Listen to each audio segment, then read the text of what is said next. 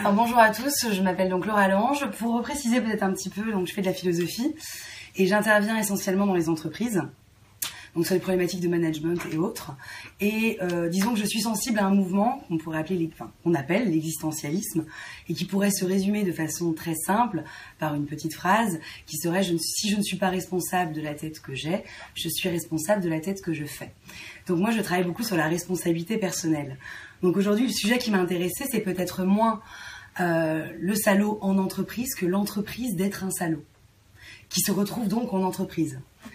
C'est-à-dire dans quelle mesure nous pouvons tous potentiellement être des salauds à tour de rôle et dans quelle mesure on peut aussi l'imputer aux autres. Donc c'est plutôt cette facette-là qui m'a intéressée. Alors, vous conviendrez que dès le départ, le salaud c'est un qualificatif, un attribut vulgaire qui trouve son origine effectivement, qui qualifie une personne mauvaise ou moralement méprisable. Une personne qui, pourrions-nous dire, par absence de grandeur, va sérieusement contraindre nos propres valeurs et donner la nausée. Mais d'ailleurs, c'est pour ça que moi, c'est à partir de Sartre que je vais m'intéresser au salaud. Donc, il peut y avoir plein de définitions du salaud. Moi, je vais suivre un petit peu la définition ou l'image qu'en donne Sartre dans la nausée, que je trouve assez intéressante, un regard philosophique assez interpellant. Donc, Sartre était justement un existentialiste. Le salaud, vous pouvez l'imputer de deux façons. Vous pouvez dire, cette personne a du vice par essence. C'est un salaud de père en fils. Fils de salaud. On serait vraiment sur quelque chose qui est, peu importe les actes que vous conduisez, de fait, voilà, vous serez un salaud. Sartre n'était pas du tout dans cette logique. Sartre, c'est plutôt ce qui l'intéresse, c'est l'existence d'être un salaud qui fait que là, tout de suite, j'ai un dédain pour l'attitude que vous avez. Peu importe d'où vous venez. Et ça, c'est assez intéressant parce que du coup, c'est l'attitude de salaud que vous avez et que je méprise. Que je méprise ou qui va m'interpeller. Et qui va donc renvoyer à une des premières des choses, c'est qui est d'abord un salaud?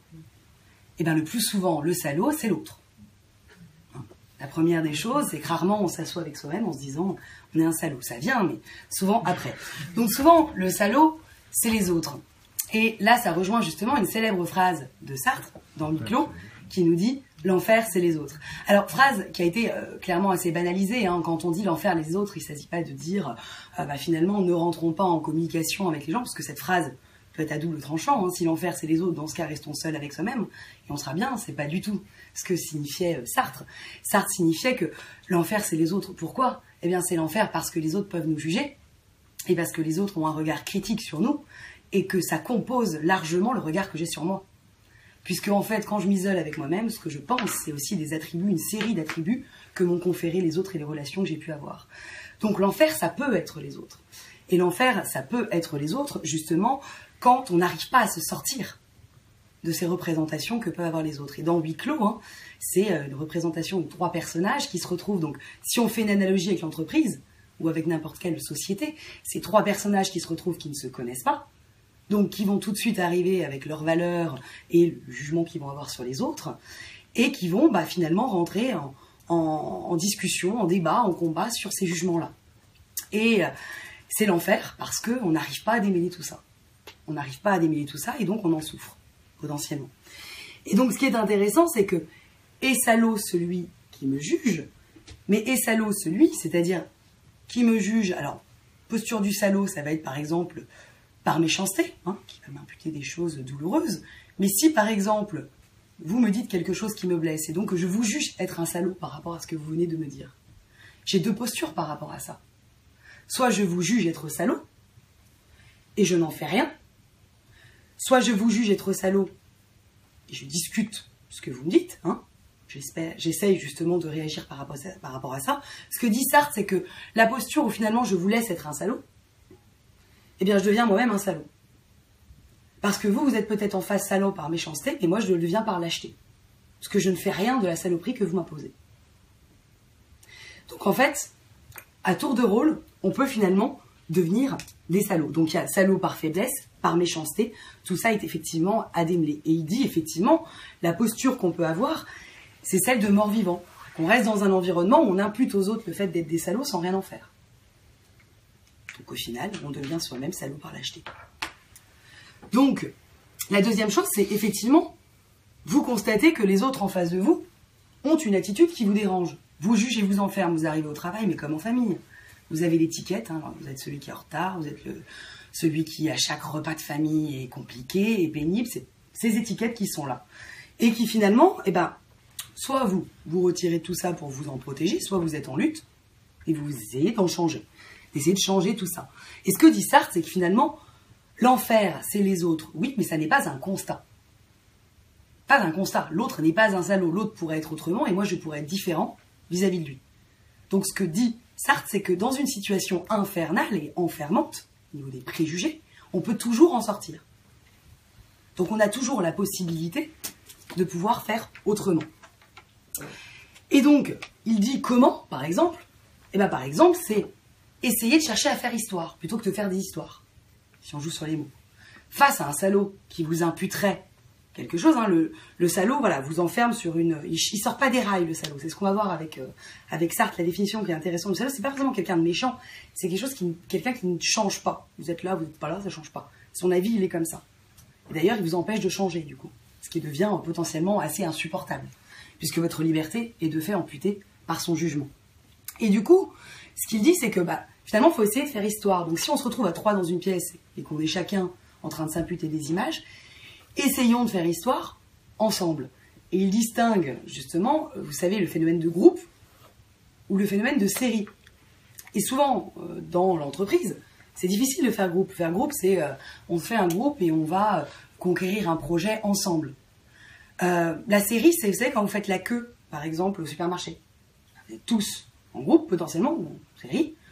Mais en fait, il n'y a pas de lien entre vous. Il y en a un qui est derrière, il y en a un qui est devant. Là, on ne fait pas histoire. On ne fait pas groupe. Et donc, plus facilement, on va pouvoir considérer que celui qui est derrière ou qui vient de me doubler, c'est vraiment un salaud. Celui d'à côté, celui d'en face, il n'y a pas d'histoire. Il y a un qui se crée.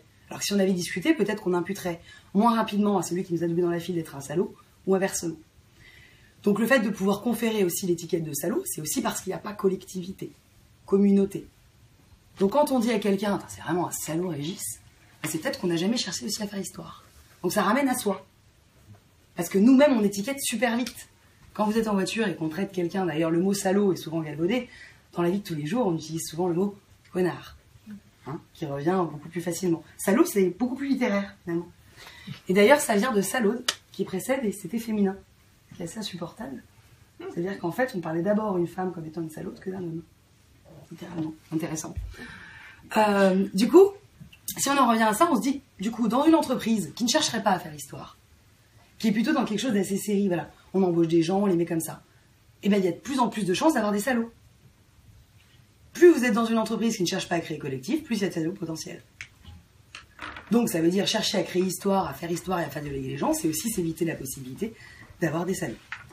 Et si on en revient à l'image que Sartre donne, et j'essaye un petit peu de tisser autour de ça, Sartre il dit, est salaud celui justement qui, par esprit de sérieux, par mauvaise foi et paresse, donc on va parler un peu de ça, ne choisit pas.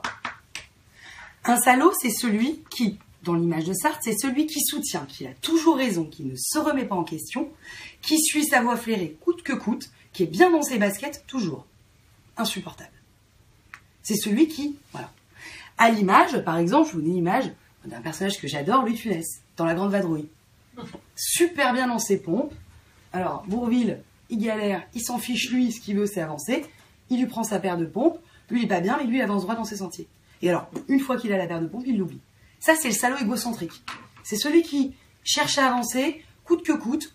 Le reste, peu importe. Donc, le salaud se mêle de lui, ne se foule pas, j'adore le jeu de mots, mais part justement en grande foulée, sur le sentier qu'il a tracé, bien dans ses baskets, bien chaussé. Donc ça, c'est vraiment l'image qu'on pourrait donner. Le salaud, c'est aussi celui qui, par exemple, se laisse porter et suit le move. Va où tu veux, fais ce que tu veux. Insupportable. C'est cette posture de lâcher prise. Alors, attention, on a distingué, par exemple, tout à l'heure, le con et le salaud, effectivement. Le salaud, c'est pas Zézette du film Le Père Noël est une ordure ou le con du film Pierre Brochant, qui, eux, suivent naïvement. Bêtement, ils suivent parce qu'en fait, ils n'ont pas forcément réfléchi à la situation. Le salaud, c'est celui qui vous dit, bah écoute, moi, de toute façon, c'est bon, occupe-toi, je m'occupe de mes affaires, toi, tu t'occupes de tes oignons, chacun fait son petit truc. Lui, c'est celui qui vous dit, bah lâche-moi la grappe, il n'y a pas de souci, qui finalement s'en fout de tout, s'en fout de vous, avance tranquillement. Vous savez, ça arrive dans des situations, vous mettez un dossier, voilà. Le salaud, c'est celui qui vous regarde pas, en fait. Vous avez le sentiment d'être là, pas être là. Et du coup, pourquoi c'est violent, notamment dans la lecture de Sartre, c'est que votre existence, ce que vous en faites là tout de suite, ici, maintenant, ça fait rien. Donc le salaud, c'est celui qui lâche à ce niveau-là. Le salaud, c'est celui qui exerce une forme de liberté, d'indifférence aux autres. Et ça peut avoir un attrait contemporain aujourd'hui. Hein. Vous savez, cette posture comme dans la vie, suis-moi, je te fuis. Hein, vous savez, en termes de séduction, ça marche très bien aussi. Hein. C'est celui qui... Le salaud, c'est celui qui a le sentiment de ne jamais avoir besoin de vous. Alors, d'un côté, c'est hyper... Waouh, lui, il est épatant. De l'autre côté, moi, je cherche pas grand-chose, quoi. Mais donc, il y a ce côté un peu attrayant aussi, qu'il peut y avoir du salaud. Le salaud, c'est finalement celui qui, comme vous et comme moi, et ça nous arrive tous les jours, feint d'ignorer sa liberté. Ça, on le fait tous les jours. C'est pas moi, c'est mon caractère. Attends, là, m'en veux pas. C'est pas moi, c'est mon caractère. Je suis comme ça, tu me connais, c'est le matin. J'arrive en retard, t'as bien vu, j'ai un rythme, c'est comme ça. C'est celui qui se repose sur ce qu'il précéderait soi-disant, une forme d'essence, de caractère. Le contraire de ce que défend Sartre. Sartre dit que l'existence, c'est ce qui justement précède l'essence. C'est trop facile de se reposer sur un caractère, de se reposer sur tout ça. Ça, c'est le salaud. Il lève les mains, pas de responsabilité. C'est ce que je suis. Donc ça, c'est vraiment cette posture-là. Et donc, ce serait, par exemple, pour vous en donner une image, celle de Dr House, cynique Diogène des temps modernes. Vous savez, qui finalement, sur sa canne, comme Diogène à l'époque sur son tonneau, lui est prêt à canner seul, fier, digne, il est bien, il avance. Et il renvoie quelque chose de violent, une forme d'admiration. C'est vrai, parce qu'il est quand même brillant, mais quand même, ça reste un salaud. Et ça vous renvoie quelque chose de compliqué, parce que n'est considéré salaud que l'autre qui vous écrase aussi. Hein, il y a quelque chose de cet ordre-là. Quand on ne sait pas qu'est-ce qu'on peut jouer dans le cadre de l'autre, on l'impute en tant que salaud. Donc le salaud est un loup solitaire, absolument pas solidaire. Et ça, justement, ça coûte. Et d'autant moins solidaire dans une société comme la nôtre. J'ai regardé Profession salaud, une manière d'être en entreprise, qui est un ouvrage qui a été écrit, où effectivement on montre qu'aujourd'hui, avec le temps, on est acculé de plein de choses, donc on a moins le temps peut-être d'être disponible à la solidarité, à toutes ces choses-là. Il y a peut-être des tentatives et une disposition aujourd'hui qui pousse plus à être un salaud qu'avant. Culture du libéralisme, je ne vais pas rentrer dans tout ça, mais de la concurrence, toutes ces choses-là qui sont très fortes. Le numérique, finalement, ne nous met plus les uns en face des autres, mais les uns à côté, ou en tout cas, si, les uns en face des autres sans se voir vraiment. Ce paradoxe du visible et de l'invisible. Donc, fort à parier qu'on est moins dans le lien. Donc, quand on est moins dans le lien, une ouverture, une brèche est créée pour la saloperie, potentiellement. Et donc, finalement, le salaud se la joue anti-stoïcien, plutôt épicurien. Il est piqué, il sort de la société. Voilà, c'est à l'image de Diogène le cynique, ce que je vous disais tout à l'heure, c'est celui qui finalement peut se retirer de quelque chose au nom de la vie sociale par manque d'envie sociable. Vous savez, c'est celui qui n'a pas envie d'assister à toutes les réunions. Moi, ça me saoule, je gère ça au loin, voilà. Il y a vraiment quelque chose entre le social et sociable qui est très étroitement lié. C'est celui qui, justement, a un ego qui est quand même très fort et qui, haltérophile du corps, donne justement du corps à son esprit. Très fortement. Il est vraiment dans cette démarche. Et on a pu, justement, imputer aux philosophes d'avoir à l'extérieur, s'il y a des salauds, certains philosophes ont pu l'être, quand on se retire dans sa salope de grotte pour réfléchir seul, en recréant finalement une petite société à son usage, en étant à l'extérieur de la société, c'est une posture où on sort et on ne participe pas, on ne partage pas. Et donc finalement, c'est une attitude de salaud. Parce que finalement, on nie le fait que les autres puissent faire existence dans le réel. C'est considérer que tout ce que j'ai, je l'ai appris du passé, je me cultive, je fais tout ça, mais pour ce qui se joue là, je ne vous accorde pas foi et liberté, existence dans ce réel. Donc je suis un salaud. Potentiellement.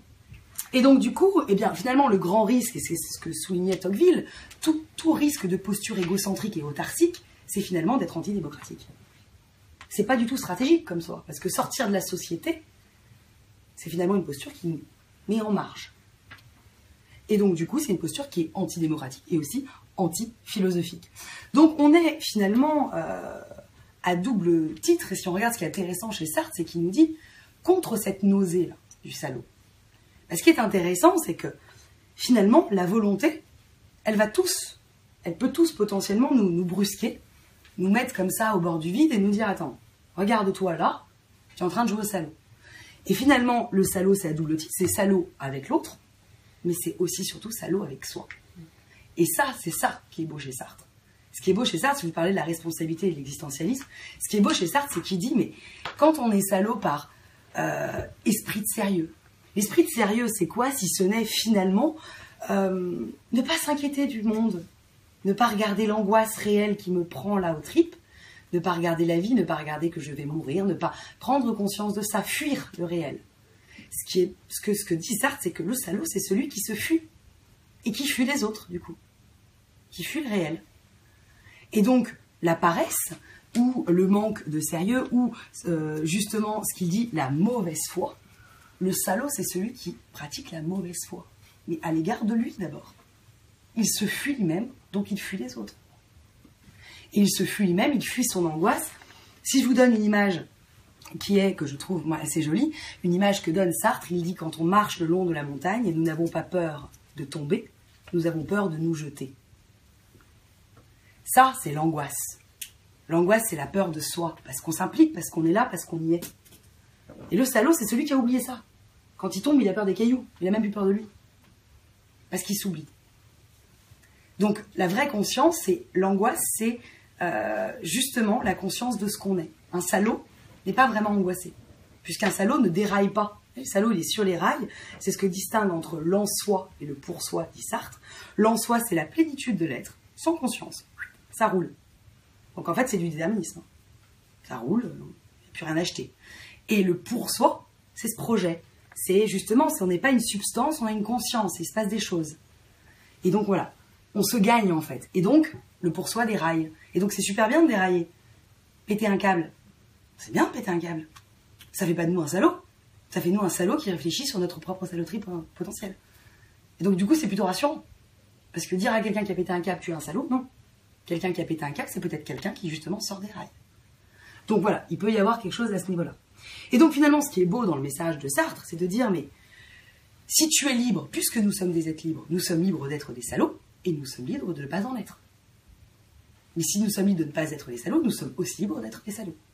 On est libre toujours. Et c'est ça la beauté de Sartre. C'est que nous ne sommes jamais enfermés. Nous ne sommes pas une essence, nous sommes une existence. On a pu être un salaud. Et on peut aussi se racheter. On peut aussi changer. On a pu avoir une critique vis-à-vis d'un ami acerbe. Et on rentre chez soi en se disant « Qu'est-ce que j'ai dit ?» Mais ça ne fait pas de nous des salauds.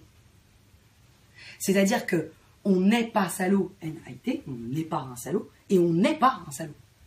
On est parfois un salaud. Et un salaud, c'est un homme qui s'est oublié. C'est un homme qui a renoncé à lui. Enfin, il y a quelque chose, en tout cas moi j'adore penser à ça, parce que du coup ça m'évite d'enfermer les gens, puis je me dis que si parfois j'ai été moi-même un peu salaude, eh bien au moins on m'en excusera. Donc du coup, voilà ce que dit Sartre, et finalement ce que dit Sartre c'est la beauté de la conscience, c'est de néantiser. Ce que dit Sartre c'est néantiser. Néantiser ça veut dire considérer que derrière ce possible il y en a 30 000 autres. Je néantise. Ça peut faire peur néantiser.